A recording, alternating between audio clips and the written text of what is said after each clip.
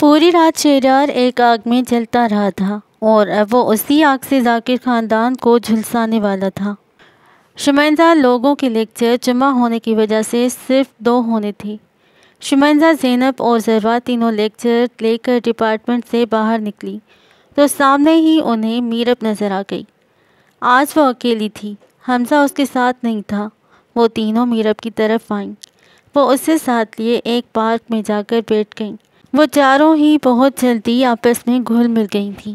شیزی، تم میرو آپی کے پاس ہی رکو، ہم دونوں جا کر نوٹس فوٹو کاپی کروا لاتے ہیں، زینب کہتے ہوئے اٹھی اور ضربا کو اپنے ساتھ آنے کا اشارہ کیا۔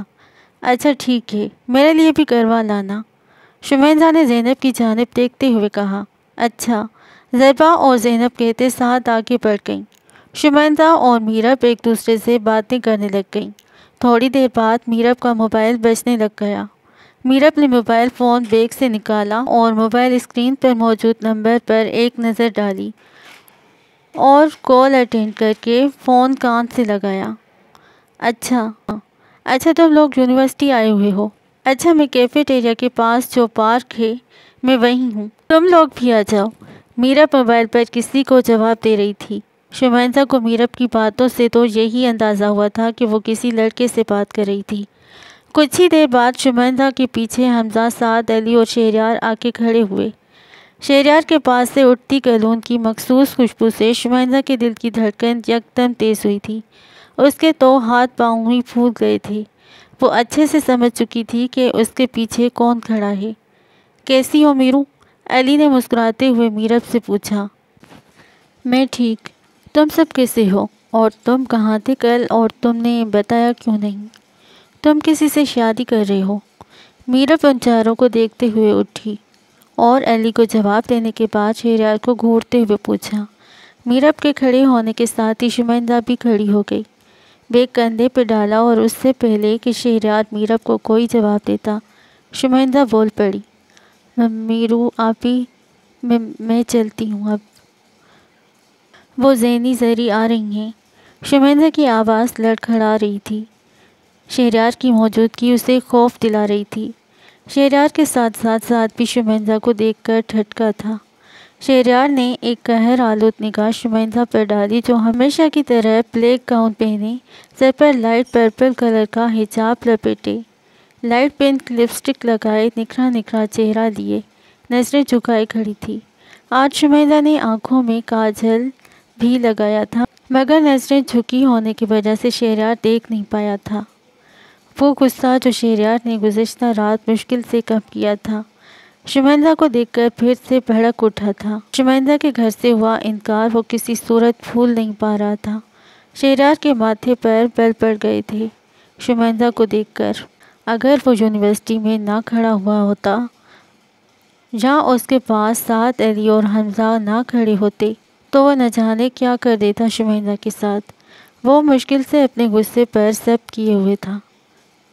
ارے شیزی، اس سے تو میرب ابھی اتنا ہی بول پائی تھی کہ شمائندہ پھر سے بول پڑی۔ میرو آپی، ابھی مجھے دیر ہو رہی ہے، اللہ حافظ۔ شمائندہ کو وہاں کھڑے رہنا دوپہر معلوم ہو رہا تھا۔ اچھا ٹھیک ہے، تم جاؤ، میں بھی جانے ہی لگی ہوں، اللہ حافظ۔ میرب کو لگا کہ شمائندہ شاید 7 لوگوں کی موجودگی سے گھبرا رہی ہے، اس لیے اس نے بھی شمائندہ کو زیادہ رکنے کا نہیں کہا۔ شمائندہ سر اس بات میں ہلاتی تیزی سے ضربا اور زینب کی طرف بڑھی۔ آج شمائندہ کی اور شہریار کی پہلی ایسی ملاقات تھی جو بغیر ٹکرائے ہوئی تھی، جس بات پر نہ صرف شمائندہ بلکہ شہریار بھی کچھ حیران ہوا تھا۔ میرو، یہ لڑکی کون تھی؟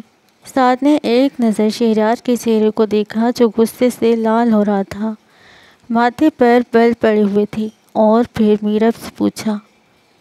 وہ شمائندہ ہے، BScs کی اسٹوڈنٹ ہے اور میری بہت ہی اچھی فرینڈ بھی ہے، میرب نے مسکراتے ہوئے جواب دیا۔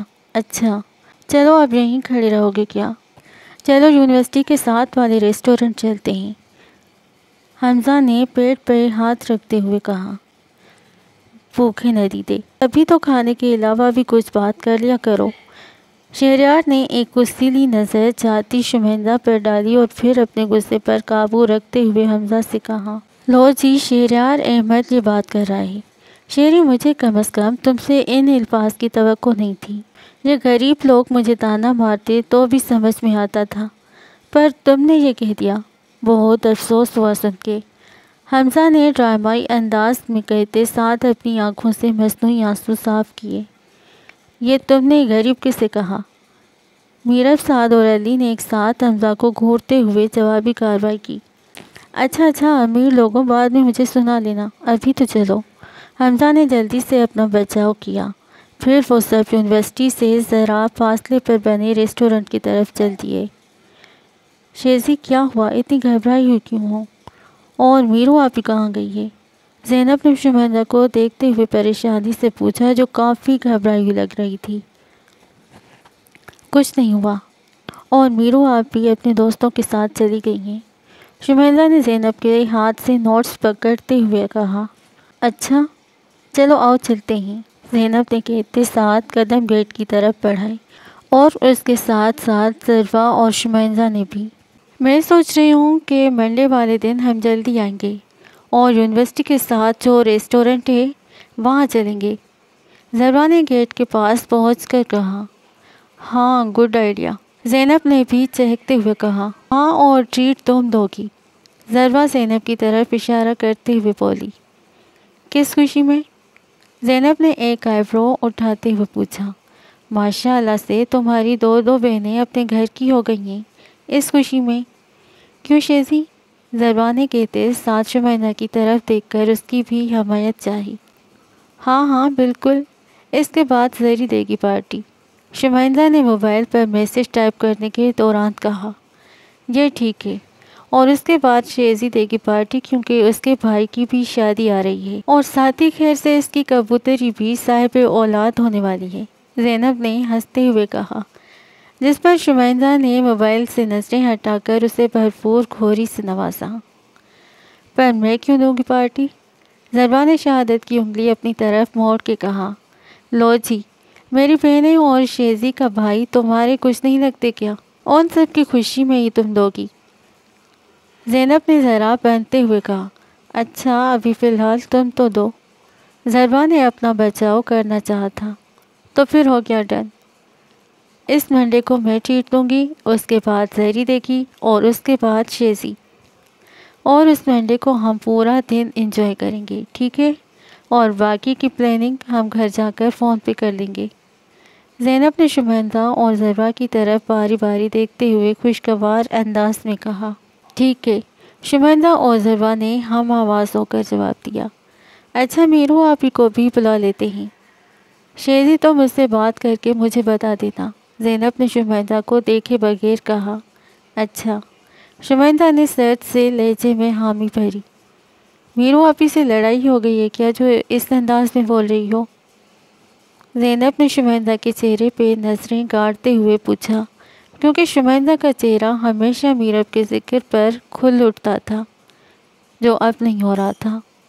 نہیں، لڑائی نہیں ہوئی، وہ اس دن ہال کے باہر میں جس لڑکے سے ٹکرائی تھی نا، وہ لڑکا مجھے لگتا ہے میرو آپی کا دوست ہے، یا کچھ لگتا ہے، کیونکہ آج وہ میرو آپی سے ملنے آیا تھا۔ شمندہ نے اپنی پریشانی کی وجہ بتائی۔ تو اس میں پریشان ہونے والی کیا بات ہے؟